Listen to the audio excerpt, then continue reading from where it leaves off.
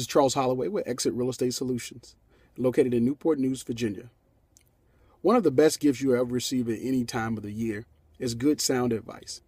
In the spirit of holiday giving, I've asked some of my real estate friends and also given my advice on tips for buyers, finding and financing a home, something that you enjoy and be satisfied in.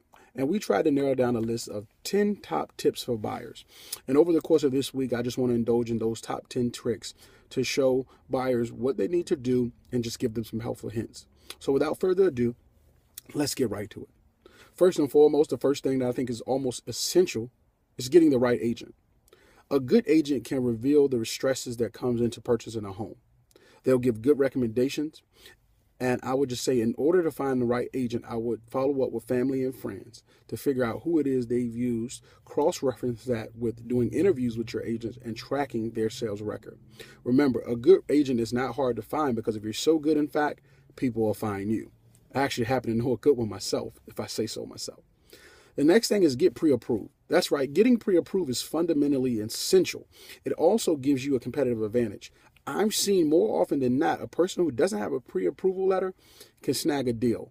So if you're qualified and you know what your price range is, it makes it easier and a smoother transition because you know what you're looking for in the price range you're looking for. And when you're ready to make an offer, the buyer knows that, hey, this person has met the qualifications financially to get a loan, so to make it a smooth transition. So those are the two top things that I think are most essential. Is one, picking the right agent, and two, getting a lender letter. The third thing for today that I want to stress is don't look at too many houses. So many times I've seen people get so overwhelmed in the home buying process because they start looking at too many properties and they start bleeding together.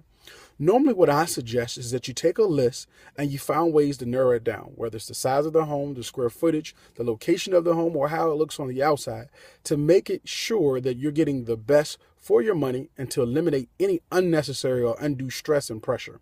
I hope these three things help. Again, a recap: pick the right agent, get pre-approved, and don't look at too many houses. More on this tomorrow. And remember, as always, there's never a better time to buy, sell, or invest in real estate than today. You'll be glad that you did.